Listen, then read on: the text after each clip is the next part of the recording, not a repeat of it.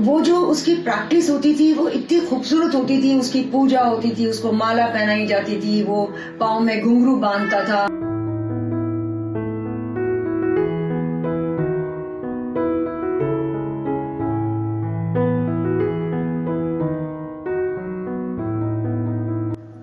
नमस्कार, let's talk के एक नए एपिसोड में आपका बहुत स्वागत है और नव वर्ष की आपको बहुत बहुत ढेरों शुभकामनाएं।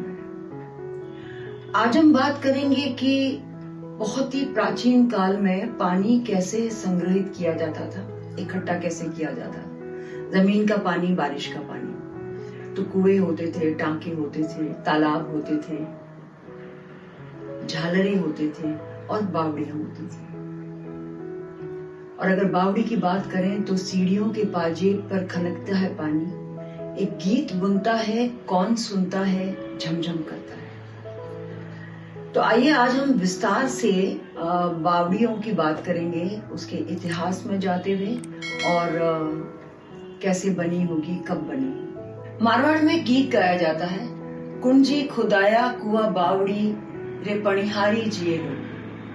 यह गीत संबंधों को पानी से जोड़ते हुए आगे बढ़ता है। कुंजी खुदाया, जेठ जी खुदाया, देवर खुदाया, पिया खुदाया। कैसा अद्भुत लोक जीवन। पानी को सहेज कर खूबसूरत तरीके से रखा गया, कुएं बनाए, कुंड बनाए, उन्हें नक्काशियों से सजाया गया और सबसे अद्भुत बावड़ियां बनाई गई।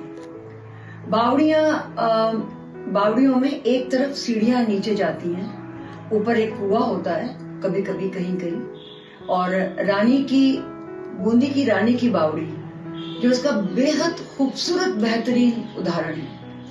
अनुपम मिश्र आज भी खड़े हैं तालाब में, लिखते हैं, बावड़ियां पगबाव की भव्य परंपरा रही है। वैसे तो बावड़ी दिल्ली के कनॉट प्लेस तक मिल जाएगी, लेकिन देश के नक्शे पर इनकी एक खास पट्टी रही है जो गुजरात, राजस्थान और मध्य प्रदेश से गुजरती है। एक खुला कुआं जिसमें पानी तक पहुंचने के लिए एक तरफ एक सरी की सीढ़ियां। मित्रों, बावड़ी को बहुत से नामों से जाना जाता है। बावड़ी, वाव, बावली, कल्याणी, पुष्करणी, बावली और बारव। वैसे देखा जाए तो आर्किटेक्ट की किताबों में इसका कोई लेखा जोखा कहीं मिलता नहीं है कि किसने सबसे पहले बावड़ी बनाई होगी।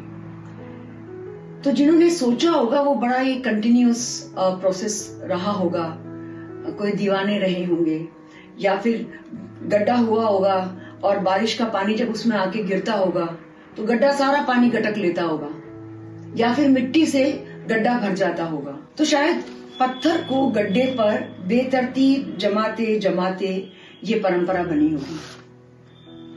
फिर न जाने किसने उसकी पूजा करना शुरू कर दिया होगा और फिर बावड़ी वास्तु को एक बहुत ही सुंदर और नायाब तोहफा मिल गया। वास्तुविद और साहित्यकार और पुरातत्वविद के आधार पर 200 या 400 ईस्वी से भारत में चट्टानों को काटकर सीढ़ी नुमा कुएं बनने लग गए थे जो धरती के पानी तक पहुंचने के लिए थे। इसके बाद धाक में 550 से 625 ईस्वी में और राजस्थान के जालोर जिले के नगर भीनमाल में 850 से 950 ईस्वी के सीढ़ी नुमा कुओं के प्रमाण मिलते हैं।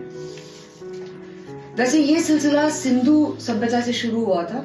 मोहनजोदड़ो, हड़प्पा काल में कम से कम 700 कुओं के प्रमाण मिले हैं जिनमें सीढ़ियों से पानी तक आसानी से पहुंचा जा सकता था। अगर मैं बात करूं तो जयपुर से इतिहासकार रीमा आहूजा ने यह बताया कि बावड़ी के पानी को स्वच्छ रखा जाता था और नहाने, धोने और जानवरों को अंदर जाने की मनाही थी। मित्रों, मैं आपको एक बात बता दूं, बावड़ी एक मंदिर की तरह हुआ करती थी जहां बाहर एक ब्राह्मण बैठा करता था, पुजारी बैठा करता था जो रोज सुबह आके दिया लगाता था और फिर लोग उससे पानी भरते थे। मगर झालरों में, जो कि चारों तरफ से खुली होती हैं, सीढ़ी नुमा होती है, वहां पर लोग नहाने धोने का काम करते थे, अपने जानवर को पानी पिलाते थे या पानी भर के लेके जाया करते थे। अब हम इस पर बात करेंगे कि बावड़ी आखिर बनेगी कहाँ।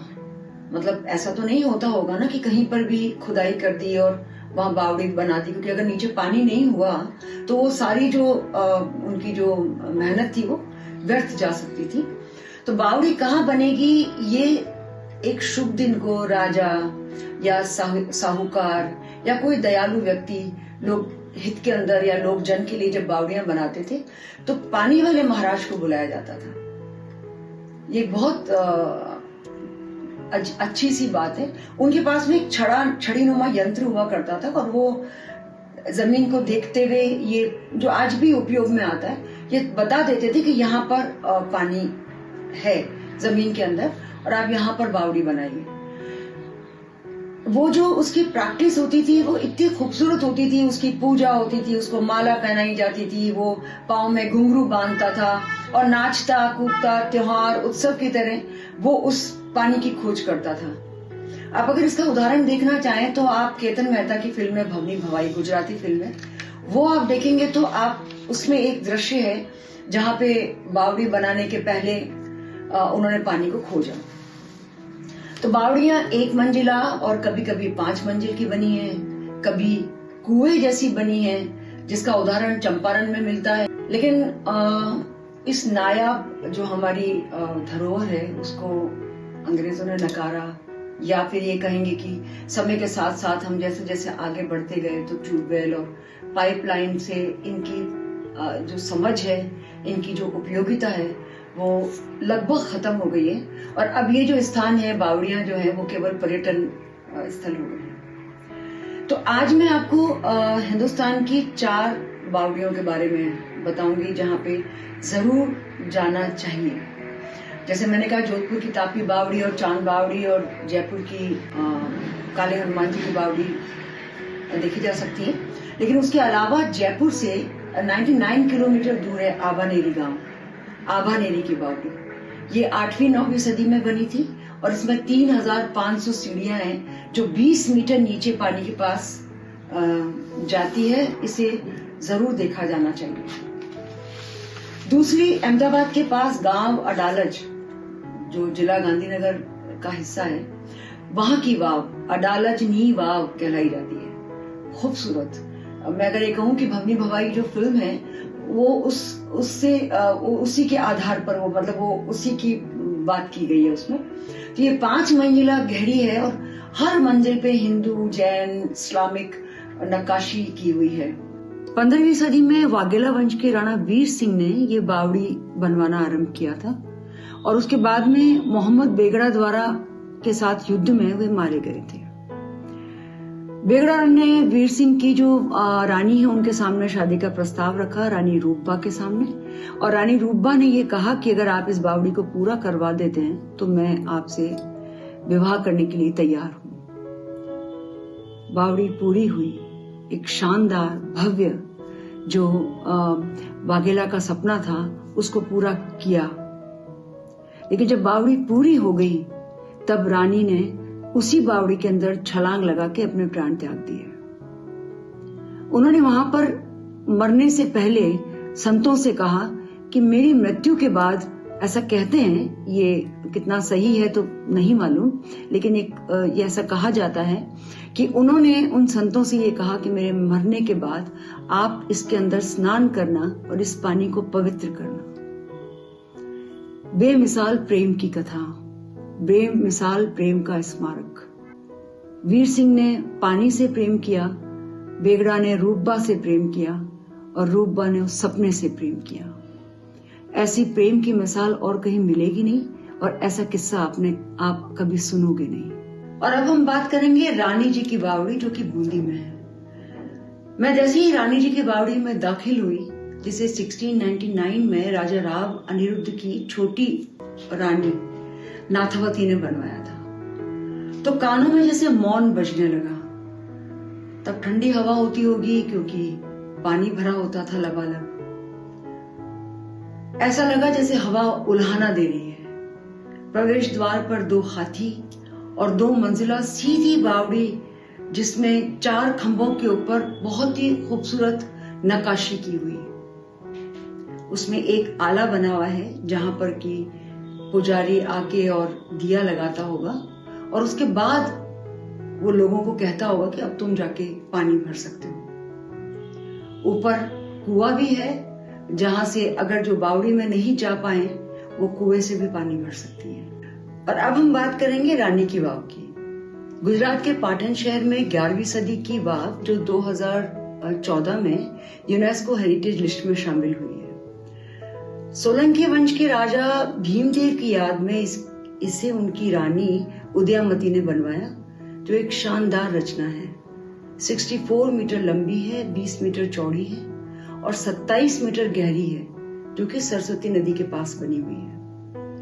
रानी की वाव सरस्वती नदी में आई बाढ़ में डूब गई थी और 1980 में इसे फिर से खोदकर निकाला गया और इसलिए इसका बहुत सा हिस्सा दिखता है और जो दिखता है वह अवशेष है। ये एक बहुत ही खूबसूरत वाव है जिसमें यहाँ तक कि एक मंजिल में विष्णु के 9 अवतार उकेरे गए हैं, बनाए गए हैं और कल्कि अवतार भी यहाँ पर दिखाया गया और ये वाव भी देखी जानी चाहिए। बावड़ियों की बातें हम बहुत देर तक कर सकते हैं और उनके बारे में बहुत ज्यादा विस्तार से बात कर सकते हैं, लेकिन चूंकि समय की हमारी रिस्ट्रिक्शन है तो मैं इस बात को यहीं खत्म करूंगी और मैं अपने इस लेख में से आपको कुछ पढ़ के सुनाती हूँ। या तो जमीन का पानी कम हो गया या व्यवस्थाओं का पानी मर गया कि हमने इस धरोहर को खो दिया। हजारों की तादाद में बनी बावड़ियां खत्म हो गई और जो बची है वह पर्यटन स्थल बन गई। माना पानी की शुद्धता एक प्रश्न है, फिर भी जनसंख्या के रेले ने जमीनों को भी निगल लिया और कुओं बावड़ों की अनदेखी ने उन्हें दफन कर दिया। अगर सरकारें सोचे तो बावड़ियों को बारिश के पानी से भरने के काम में लिया जा सकता है, क्योंकि वो एक अपूर्व दृश्य है। कैसे लिखे उन अनुपम पलों को जहां आह है, वाह है, आंखें नम है, आलाद है और आदर में करबद्ध। उन्हें कैसे लिखें? पानी को तो माथे पर बैठाने का भाव है। नमस्कार।